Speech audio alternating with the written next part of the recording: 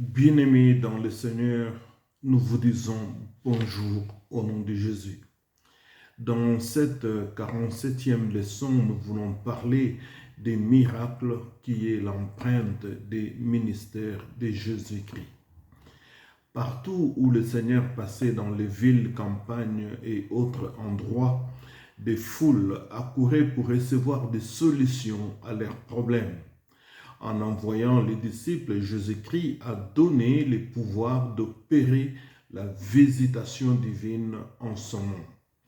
Nous pouvons lire en Marc chapitre 16 au verset 15, « Puis il leur dit, allez partout le monde et prêchez la bonne nouvelle à toute la création. Celui qui croira et qui sera baptisé sera sauvé, mais celui qui ne croira pas sera condamné. Voici les miracles qui accompagneront ceux qui auront cru. En mon nom, ils chasseront les démons, ils parleront de nouvelles langues, ils saisiront des serpents, et s'ils boivent quelques breuvages mortels, ils ne leur feront point de mal. Ils imposeront les mains aux malades, et les malades seront guéris. » Dans le livre des Actes des Apôtres, au 4e chapitre, le verset 30, « Donne à tes serviteurs d'annoncer ta parole, disait Pierre, avec une pleine assurance, en étendant ta main pour qu'il se fasse des guérisons, des miracles et des prodiges par le nom de ton saint serviteur Jésus. » À maintes reprises, les termes miracle, signe et prodige reviennent dans les Écritures. Mais c'est quoi en fait un miracle ou un prodige? En fait, quand on parle de prodige, cela se réfère à un événement surprenant qui arrive contre les cours ordinaires des choses. Le miracle, quant à lui, est un événement surnaturel que l'homme peut observer mais sans les comprendre. Aujourd'hui, la technologie a atteint dans ce siècle un niveau tel qu'il y a 100 ans, ces inventions auraient été traitées de miracles. On peut exclure des fois que lorsque le Seigneur accomplit un acte qui dépasse tout entendement, c'est probable qu'il agit dans une dimension plus élevée, encore inconnu à la pensée de l'homme. Il est au-dessus des lois de la nature, il peut les interrompre, voire même les inverser. Il peut tout en tant que créateur. Nous croyons au Dieu Tout-Puissant qui peut intervenir en toute occasion compréhensible ou incompréhensible de l'homme. Cependant, l'incrédulité reste un grand obstacle pour l'accomplissement d'un miracle. En Matthieu 13, 58 déclare Jésus ne fit pas beaucoup de miracles à Nazareth, sa patrie, à cause de leur incrédulité. Dans sa patrie, les habitants ne croyaient pas du tout à lui, comme il est écrit que nul n'est prophète chez soi.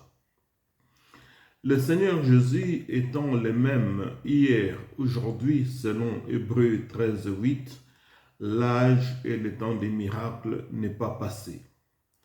Dans ce siècle où la technologie a fait une percée remarquable, notre foi doit nous amener à accomplir une manifestation divine au-delà de la technologie.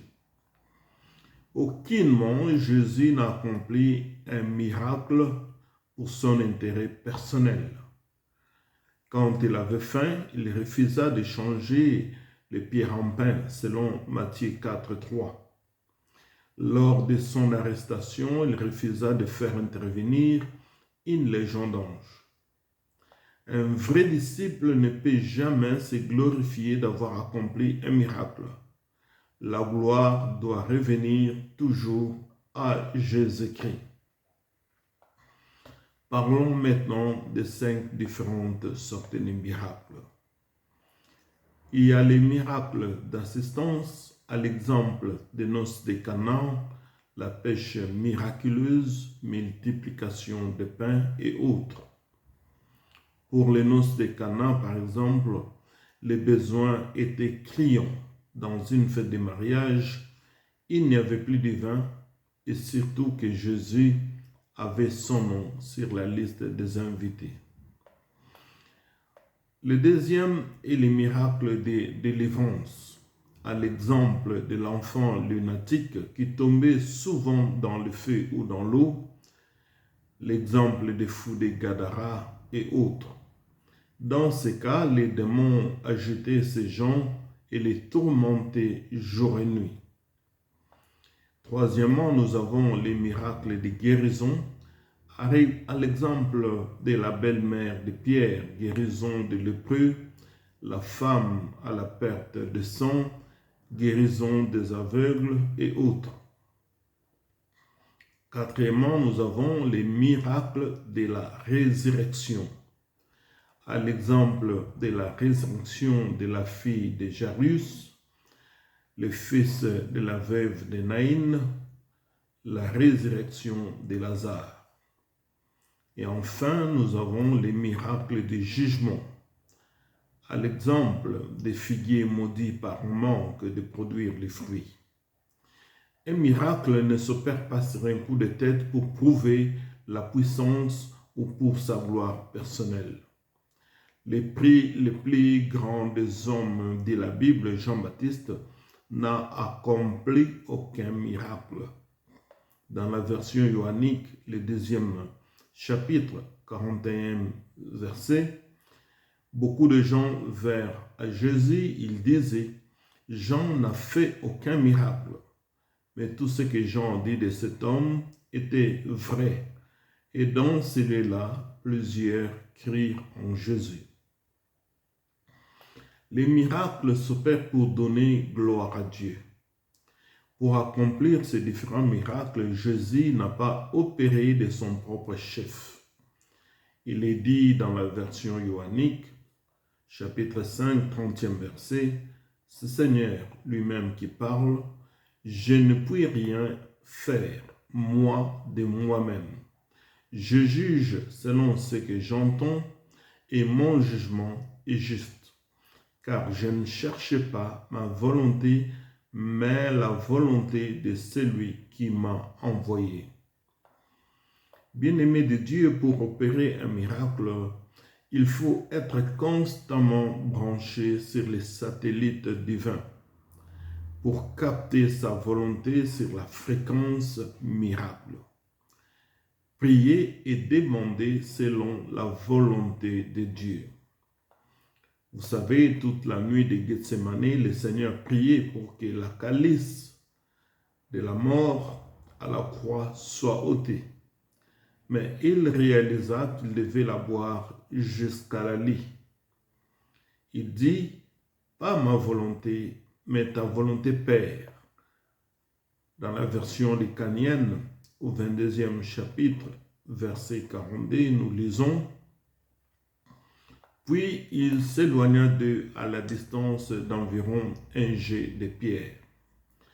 Et s'étant mis à genoux, pria et disant, « Père, si tu voulais éloigner de moi cette coupe, toutefois que ma volonté ne se fasse pas, mais la tienne. » Remarquez, bien-aimé, dans l'Ancienne Alliance, Moïse pria, implora plusieurs fois l'Éternel pour les laisser entrer dans la terre promise. La réponse de Dieu fut catégorique dans Deutéronome, le 3e chapitre, verset 25. Moïse dit, « Laisse-moi passer, je te prie. Laisse-moi voir ce bon pays de l'autre côté du Jourdain, ces belles montagnes et le Liban. » Mais l'Éternel s'irrita contre moi, donc contre Moïse, à cause de vous. Il ne m'écouta point, et l'Éternel me dit, « C'est assez, ne me parle plus de cette affaire. » Dieu dit à Moïse, J'en ai assez de ta demande, de tes prières pour passer de l'autre côté des Jourdain. Ne me parle plus de cette affaire dans le 26e verset. Ce n'était plus discutable. Le verdict de Dieu dans cette affaire était prononcé. Eh bien, pour accomplir les miracles, nous devons marcher dans la parole et saisir la volonté de Dieu, de ce qu'il veut vraiment réaliser pour la gloire de son nom. Ayant parlé des miracles, nous voyons que le Seigneur envoya les disciples désadés.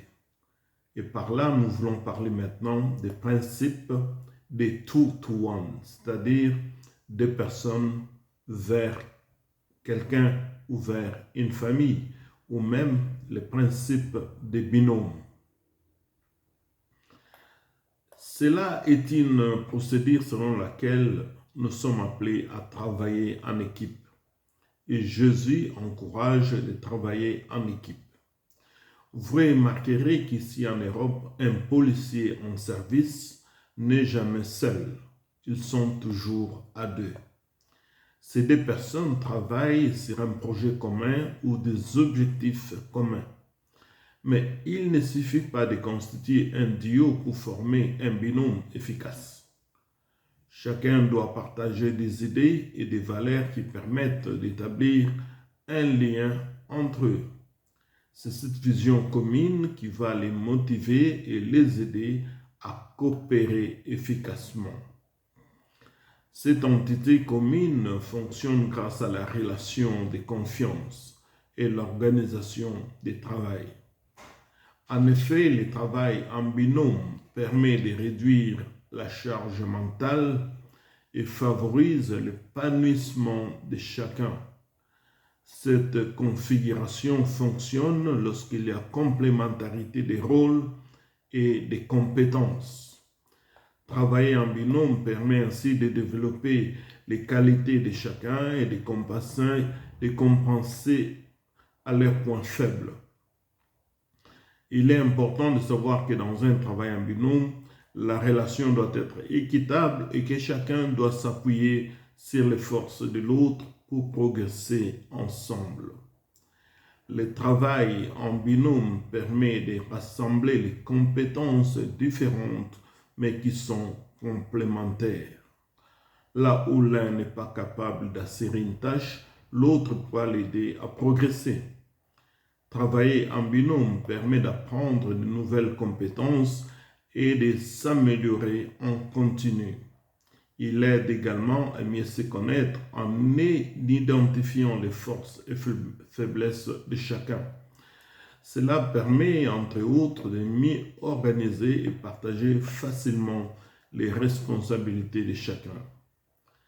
En Luc chapitre 10, le Seigneur désigna encore 70 autres disciples et les envoya deux à deux devant lui dans toutes les villes et dans tous les villages où lui-même devait aller. Il leur dit, la moisson est grande, mais il y a peu d'ouvriers.